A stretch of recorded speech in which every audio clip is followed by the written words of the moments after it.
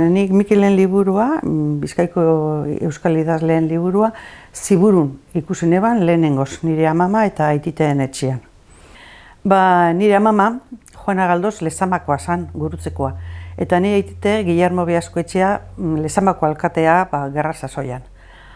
Alde egin behar izan eben, neurak eta euren seme-alabak, 7 seme-alaba, bat gudari ebilen, gure aite eta beste 3 Inglaterrara bialdu ebezan Habana itxasontzian, eta eurak seme-alaba txiki biekaz, lehenengo Kantabria aldera, gero handik Kataluniara, eta Kataluniatik Frantziara pasau ziren, eta amama seme-alaba txiki biekaz pasau zen Grenoblera, eta refuxiatu kanpo baten, ara heldu zirenean, amamak bere seme txikia besoetan eroien, eta kendu jotzen hilda egoalako.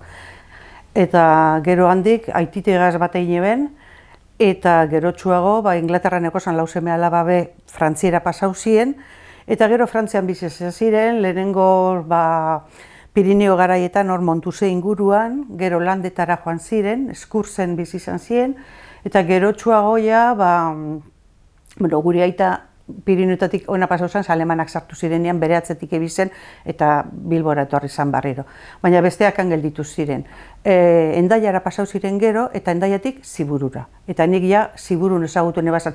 Ziburura etorri ziren bizitzen nepetzetan dut 58an, 60an edo hortxe Ziburun eta Ziburun bizi izan ziren luzaroan. Gure aita Montuse horri Pirineoetatik Bilbora. Bilbora, ez dakit zelan pasau eben muga Barbastro aldera, geroan harrapau eben, kartzelan egon zan zazo baten, eta gero Bilbora etorri zan, Bilbon aititeren Guillermoren arrebak, 3 arreba bizi ziren, eta eurekaz bizi izan zan, gero eskondu arte eta zertu arte.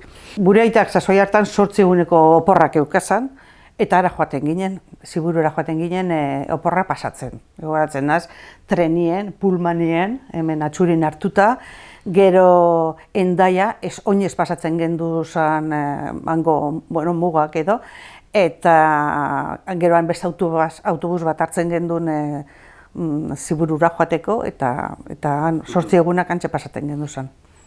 Ziburun bizi zirela, Mikelek, bere aita Jose Miguel gure amamaren Juana Galdozen lehengusua zen. Eta orduan Mikelek aite eruare lehengusinari bizita egiten. Ez dakizen bero joango ziren, baina haulako baten liburua eruan niotzen amamari. Eta gure amama egoan bere lehengusuaren semeak zelako liburua idatzi ebala eta antxe ezagutu nebanek liburu hori lehenengoz. Gogoratzen azango eurak bizi ziren portu onduan eta halako ondartza txikitsu bat egoan Ziburun desagertu indana. Gogoratzen zelan joaten ginen sokuara ikurrina ikusten, ikurrina egobalakoan ipinita beti. Nik hori txikitako zera. Hori amamaren lehengusu baten semia idatzi ebala liburu hori, baina ez norzan, nik ez noban zerik. Udan edo, pentsatu Pablo VI hil zala.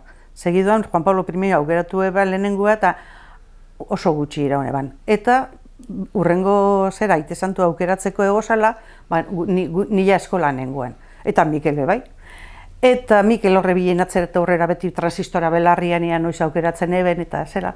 Eta gogoratzen doz, hori urriaren 16an pentsetan du izan zala,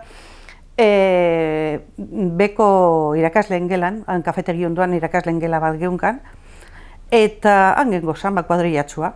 Eta Mikel horregoan, gup dana berbetan eta bera transistoreaz belarrian. Eta horrelako baten, isildu, zezuer, fumata blanka dozan dabe eta ipile bat erratian mai gainean danak entzuteko moduan, eta horrelako izen arraro bat entzun gendun. Gana gelitu ginen, zer esan eta dauta. Kasetaria berehala ezaban, Karol Boitila, ez dakizen bat urte, eta Poloniarra, eta handanok berbetan, beitu aspaldiko partez ez da Italiarra, Poloniako, apetza Poloniak zenbat sufritu dauen, eta gainera gaztea, gauzak egiteko denbora, sasoiaz, eta zera. Eta, bulta emunta, kontuetu ginen, Mikel isilik eguela, eta lan serioan zera, eta, Mikel, ez auspozik? Ez da Italiarra, Poloniarra da, eta gaztea, bere asmoak aurrera eroateko denboraz, eta horrek eskatzen hau. Hau aukeratu badabe, hain gaztea, aite santu izateko gaztea izan da, poloniarra, hainbeste sufritu dauen herrialde batekua, eta hau aukeratu badabe, ia ezetedan atzerakoia dala aurrerakoia izan barik, eta asmau gainean, bete-betean asmatu gainera. Berak gauza bat bai, beti, ez ni bakarri, baina han gengozan eskolan, gengozan guztiei beti animatzen gaituen, esanaz idatzi egin behar gendula. Idatzi egin behar gendula. Txartu hasiko ginela, txartu idazten hasiko ginela, baina ariketa bat zala eta euskararen alde egin behar zala eta idatzi egin behar gendula, astiro hasi eta gero hobeto egingo gendula eta zertzeko, baina bueno, hori asmotan gelditu zen.